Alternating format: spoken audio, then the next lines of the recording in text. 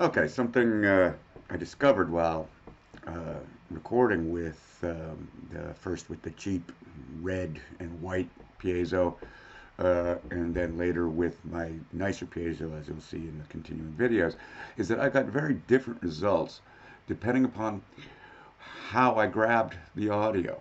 Uh, so I discovered that I can't remember what I used, which was the best. I think I did direct sound first, and then I went with wave out and set my conjunto de microphones and my altifalantes, my speakers, and then I may have even done my ASIO, uh, ASO for all.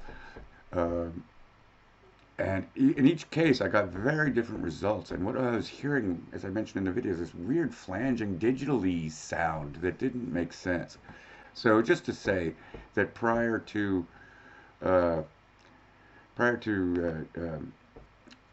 just as an introduction to the next video, the sound that I got that was terribly crappy with the piezo I first started with was actually not terribly crappy. It was just how I recorded it that was crappy. Uh, and you'll see finally in the final series how if you use an external sound card, even the most inexpensive external sound device that you can find, you get much better results. Okie dokie. So I got my head cans on here so I can hear it better. Uh, and I wasn't expecting much out of that piece of plastic. So when I play it, it sounds like crap. uh, it's a plastic housing going through a mini jack. So I did not have a lot of expectations. I did not have any expectations with this. And I think we've tried this one before, and I know that it sounds like crap. So what is this likely to be used for? Well, as I've mentioned before, any microphone can be a speaker, any speaker can be a microphone. Uh, my guess is that this is actually a buzzer, right? It's just supposed to go neek and make noise.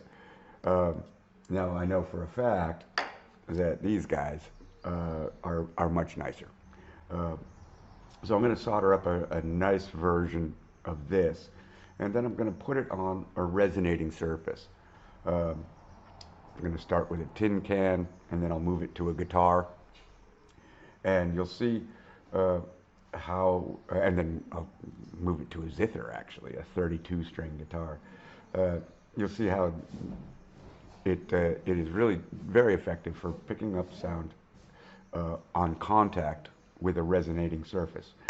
This table is a resonating surface. Uh, this plastic is a resonating container, and it's plastic, so it sounds really bad. uh, but here again in Reaper, I have my Reefer FFT EQ equalization, and here I can actually see what my frequency ranges are as I play it back, and you can see very MIDI. We have some low end here. Very noisy.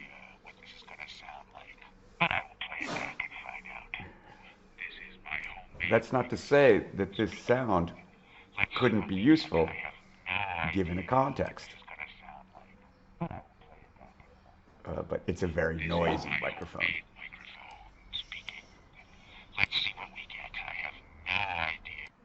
Okay, so now I'm going to desolder this. I want to stick to the mini jack experiment that I've been working with, um, because that's likely what you might have if you're just starting out this stuff. So I've got this little disc here, and I know these are good because I've used them in the past. So I'm just going to unsolder this guy and solder this one in. So heat it up and carefully remove the wires. Again, this stuff can be mighty fragile. Uh, so you got to be very gentle with it. All right, again, I'm going to just tape this in place here so I have a good secure connection.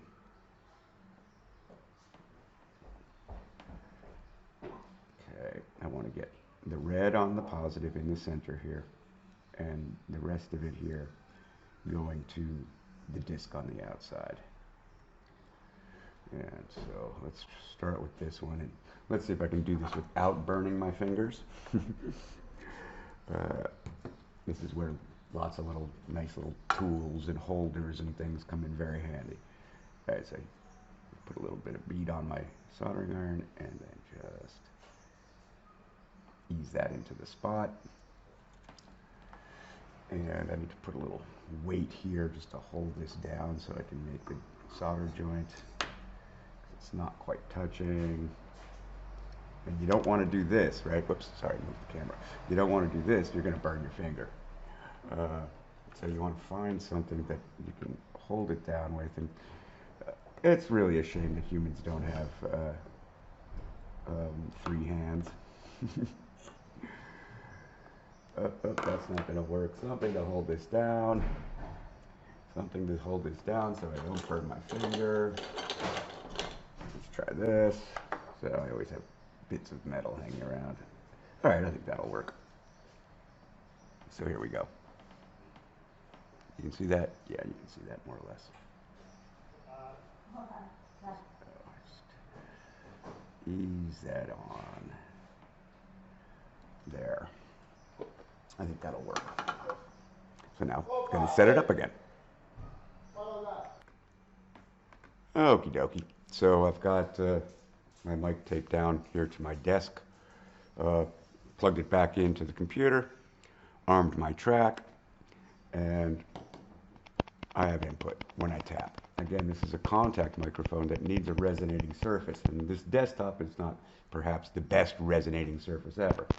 But I'm just going to record just tapping, and maybe I just scream into it to see what the difference in quality actually is in this case. So fire off my recording. First just some taps. And now I'm going to scream into the microphone on my table. Very low signal. Okay, so probably not the best. Hang on, I'm going to pause my recording and pause the video, and I'm going to go get a tin can, a different kind of resonator.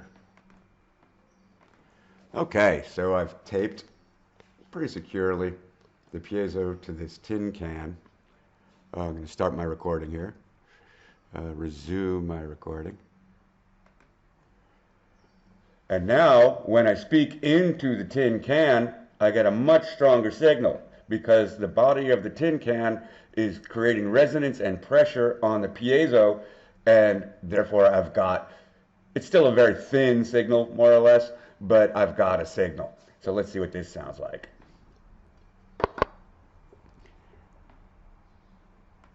Stop, save all, and pause the video while I reconfigure my hardware.